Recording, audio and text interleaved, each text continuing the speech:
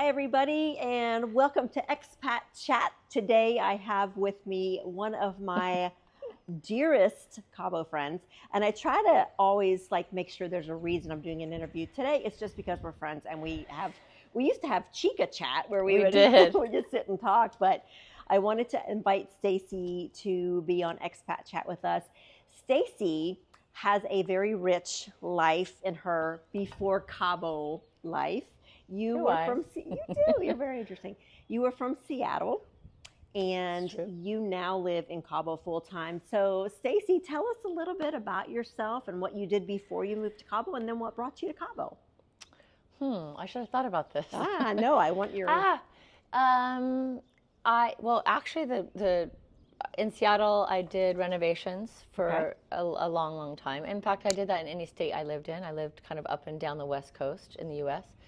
And so I would buy homes, renovate them, live in them, rent them out, and it was just a super fun process. I was very fortunate, and I really never felt like I was working. Yeah. I mean, there was a couple projects, but by and large, it was awesome. And then my mom... sounds like a dream job to me if I had those skills, because I love to, you and I, we both like to look at down houses and kind of think about, what could we do? And I remember, and we'll get back to your pre-life, I'm here. You're here. But I remember when I really got to know you is when you wanted to come see the house that you now live in here. And this house had been on the market forever. We actually have some fun little twists through this, because I was bombing up to the house that you live in now. Yes. Luke and I were riding our mopeds, and your sweet neighbor, Mr. Faustino, would wave to us. Yep. And I thought, he's waving to us, but really he was waving to anyone that might be buying the house. Sweet. He's darling. And then you guys bought it 2 days before. And then you went and said, I want to make an offer, and they were like, oh, sorry, we already got an offer. Yeah, that's right. That's right. Oh my gosh. So what happened was we were selling some of the renovations that we had done, decade earlier in Seattle area. And I was looking for one here. I was looking for another rental or another project. My first big project here was this house. So I had done, built 2 houses, went through that with some builders and did a small renovation with the villa that we had in Cabo. But this was a big undertaking. This was a big undertaking. It was listed for how long? Years. So I think the thing that the history was that when Odile hit. Yes, this one was pretty much destroyed. It got destroyed. And then sadly it had only been finished in 2012. Yeah. And then just got annihilated. And there were birds' nests in the window. It wasn't habitable. It was bad. Yeah. It was an eyesore of campestre. It was. No doubt. And it was a different color. It was like a bright, ugly. 6 colors. Yeah, it was not cute. But 6 anyway. shades of yellow. Exactly. It was not cute. Yeah. And I remember you wanted to come see it. And it's interesting because my sister's a lot like you. She lives in Seattle too, and she loves to renovate. And she kept saying, Kenda, that yellow house. Really? That yellow I didn't know that. There's something about that yellow house. That. She always was in love with this house. Wow. And even though we had looked at it and it was disaster, but she was like, there's something about that yellow house. So that's why when I think you were in Europe the last time she was here, and I brought her here. That's right, because she loved this house, and she's like, I knew this house could be stunning, and it is stunning.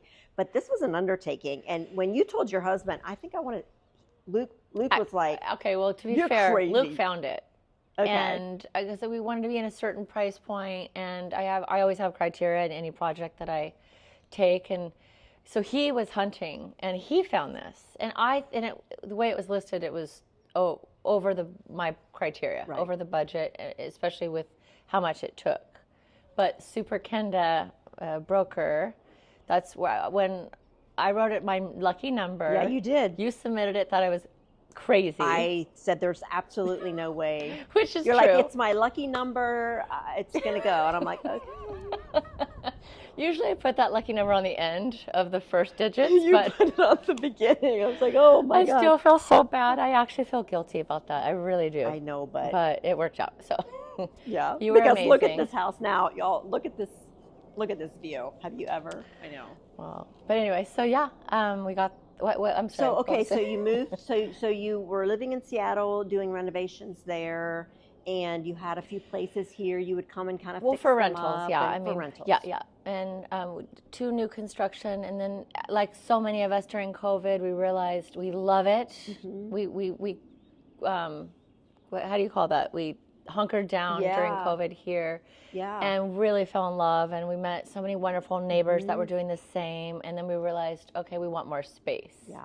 Or also just to get rid of property in the United States, we transferred it down here, the same rental, Yeah, because at the time you were kind of going back and forth like a snowbird. You know, you we were were going to, every other week for years, Yeah. actually. Yeah, it was a lot. It was taxing, and Yeah. Yeah, it really is. And one of my favorite stories about you that I just love so much Oh boy. is that Who knows? you, like, pretty much everything in this house you brought down in a suitcase. Like how do you do it? But People still don't believe that we did that. Bins, Costco bins. Just packed them full. And Alaska Airlines doesn't care what you put on the plane. that's incredible. As long as it's underweight. Lamps and rugs and that hood in the kitchen. the hood for the kitchen you packed in I don't know, it's hilarious, but in hindsight it is pretty crazy. It's pretty crazy. One time Faustino, our builder, who ends up becoming a very good friend, he picked us up at the airport, and we had a big umbrella, and he said, they have those at Costco. The same umbrella. We shipped it down, and oh my gosh, so customers must have thought we were crazy. I'm sure they did. I'm sure. Did they ever stop you or? Oh yeah, many times. Yeah. And as long as you're organized and you have receipts and it's not the wild west after all. They literally stop, and then they look through some of our things, and we always were organized, and I had business receipts and whatnot, and it was never a problem. If it was over the customs amount, then they would have just imposed some taxes, but we were always. You were always prepared, and you had enough. And a little creative. And a little creative. So when did you decide, you know what, like with your husband, like, Luke, I think we need to think about moving there full time. What was that conversation like? Well, Frenchie actually really saw Cabo as our retirement home far more than I did. I was down here about 10 years before Luke and I had met, and he loved it. And I always pictured, I'm marrying a French man. We'll retire in the south of France or somewhere romantic, and he always saw Cabo, and I think in part because it's so easy to get to Cabo. It's an international airport, and so he had the foresight, and he actually found Campestre, and so we would not be here if it wasn't for Luke. Truly, I mean, I know I give him a lot of credit, but it's all legit. I mean, truly. Wow, I did not know that. Yeah, he found Campestre. He wanted a golf community, and I didn't want to be house poor, and I didn't want to feel stressed about having, houses in both areas, like Seattle and here. And so he made the magic work, and then he found this house. Yeah. Wow. And here we are. And the rest is history. And you completely renovated it was a full every gut. inch of this home. Yeah. It was in bad shape. What do you think was the most challenging part of the renovation? Like, what if somebody is, thinking about buying a fixer-upper? What is different about doing a fixer-upper in Cabo than doing a fixer-upper in Seattle? I was the GC of my projects in Seattle, but here I understood that it's a complete different animal, and the materials are different. The trends are different. And I like to renovate for the opportunity, if needed, to resell. So I never put in exactly what I want. I put in what is marketable. Fair enough, exactly. So I knew immediately to have to align yourself with someone that you trust and that has a good reputation locally. And I was very fortunate to have met Faustino, who built your house. Yes. And that's how I met him. Yeah. When we lost out on yours, it was just serendipitous. It just kept working out. And then he was in between building homes, so he was willing to do a renovation. I'm not sure he he will always do that. But in this case, he had his crew, and the timing just worked. So he was invaluable of this process of A, that I trusted him implicitly, and B, that I was able to meet a lot of contractors through him, and he showed me stores I never even knew were here. Right, because he was local. Right. He knew. Yeah. And I think that's so important in any area that you go to. Even from here to Todos Santos would be a completely different situation, and you'd have to take some time and meet people. And I also would say interview them. Like, even if I hadn't met Faustino, I would have met 5 other contractors, and I would have interviewed them and taken references and actually call the references. Right. 'Cause so many times we don't do that. That's true. And that's, in another country especially, is vital. Right. How did you find the timeline? And in terms of, well, again, back to, I'm going to give a lot of praise to Luke and Faustino, but in truly, like, Faustino's crew, he's been working with them for 10 plus years, if not longer. That's the key. Like, part of the question is, what other projects do you have going? How long will I have your crew? Yeah. And that's part of that interview I timed. process. I did the phase A and phase B, because I like to live in a project and kind of feel the energy. Like, I didn't do any of the flooring That's the true. first round.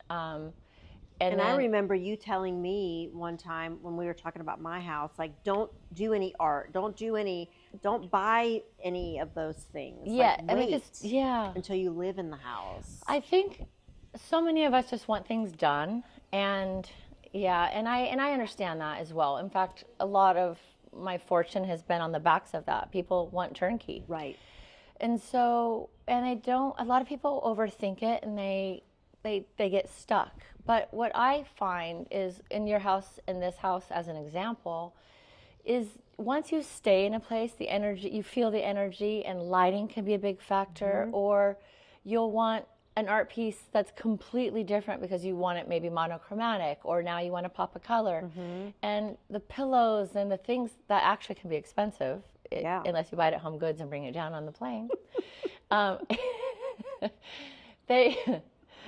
They add a lot. There's and they so can much I change a could lot. say about that, but we won't tell that story. But anyway, go ahead. So yeah, I mean, I think just taking time, and we're now into this house year 3. Yeah.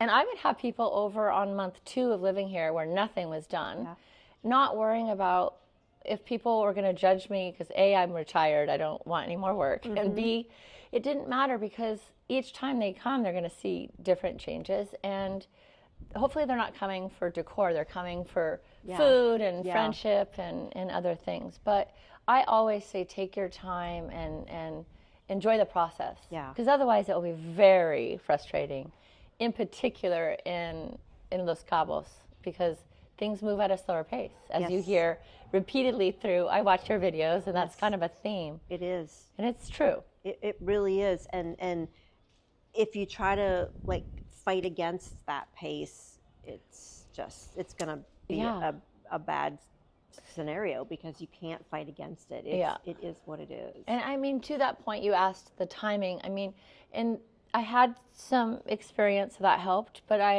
for instance, I always have all the appliances on site. I order the doors and the windows immediately. And then you can take your time with flooring and things that, are part of the process, but later in the process, flooring. Often here they put flooring in first, then it's ruined. Right. By the time, it's stained and scuffed, and especially the old flooring that you had was the beautiful, very authentic. The terracotta. Well, was it Saltillo, right? It's barrio. I mean, there's lots of different names for it, but yes, that very too. Porous. And I sanded it down to have it feel like a dry look, which looks more authentic. It was beautiful. Note to self: if you have Nightmare. any OCD and you don't like stains, forget it. Yeah. I mean, a maid could have this flooring and they're perfect cleaners every day, and they would have stains. Yeah. I tried really hard. Yeah, you Our did. poor little grandchild crawled on the floor, and she is why we have new flooring. Because Luke lost his mind with her little saliva stains. Drool stains. Anything. Yeah, anything. Anything it just stained it. It stained it. It's it's not a fun product. Yeah. Unless you have a high shine and that Which- wet look, that which I doesn't- personally didn't like. No, But you know, No, it's that doesn't look. I like it better the way you had it, but it's. I really like the white flooring now. Do you have any projects on the horizon? You just no, kind I'm so of happy. I just do not. chilling. All my little neighbors and friends that are wanting help. In fact, I think one of your clients was my last client. I did And it for you're free, and no mas. But no, I don't mean that in a. I mean, maybe I always say to you, like, I'm done, and then I can get drawn in. Yeah. Because I liked working with Faustino a lot. Yeah. But in all honesty, I'm just enjoying the stage and like saying no and having more time for golf and Yeah, fun. getting to kind of do what you want to do, and you do travel a lot. We travel a lot. We are here 8 months a year, and then France 4 months a year. So you still have your romantic France Yes. story. You still have that beautiful time in France, That's but true. you also get the beautiful time here. So, Yeah. Anything that you don't like about Cabo? I would say if I were to write a pro and con list, the con would definitely be the driving. There seems to be, that is the wild, wild west, where there's a stop sign but no one stops. Right. Or suddenly everyone's stopping but you don't know why. and obviously the traffic's a bit worse. But for us, we really work around that. We tried not to go to Costco or Cabo in general unless we know it's like during a slower time. Right. And other than that, I don't really think, for me personally, I have any issues. Like, you know how sometimes you have to stand in line to pay a bill or do this? Yeah. That's getting better. More. There's more online capability. Right. So those would have been on my list in the past, Yeah. but I think that's improving. And what about the banking? You're okay with I love the banking You here. like the banking? I think there's It's some so phenomenal investment advanced. opportunities that people don't understand yes, I love the banking. Stacy has a very good financial mind, and you spent a lot of time learning and teaching yourself about investments and finances, and that was your hobby during COVID. Yeah. Some learn the guitar. I study the stock market. Yeah, which is fascinating. But you have found some great opportunities in the banking system here as well. Some, like, not loopholes, but not some loopholes. beneficial everyone. things that everybody can take advantage of that nobody really knows about. I mean, yes, but Intercam is our bank, and the bankers there are incredible, and they're very knowledgeable, and they just had investment vehicles that would pay 10, 11, 12%. Incredible. And I thought it was too good to be true, and I was nervous, and so we tested it, and then also just the peso gain, you know, the peso exchange. Yeah. When the peso gets to 23 to 1, convert your money and then invest it. And then invest it. For us, I mean, we're comfortable. It's to each their own, clearly. Right. Yeah. But I am not special by any means. It's accessible to anyone. It's just a matter of comfort level and feeling safe and comfortable doing it. Yeah. Yeah. Yeah, that's such great information, and maybe we should do another video someday about some things that you can take advantage of, especially with Intercam. But I appreciate you chatting with us about your experience here in Cabo, and I'm so glad that you're here full time. We've been lucky enough to be able to meet in Seattle and other places. Yes. So, Now you need to come to now France. I need to come to France. That's my next trip, is to come see you and Frenchie. We would love that. Yeah, that'd be a lot of fun. Thank you, Stacy, and thank you guys for watching Expat Chat, and we'll see you in the next one.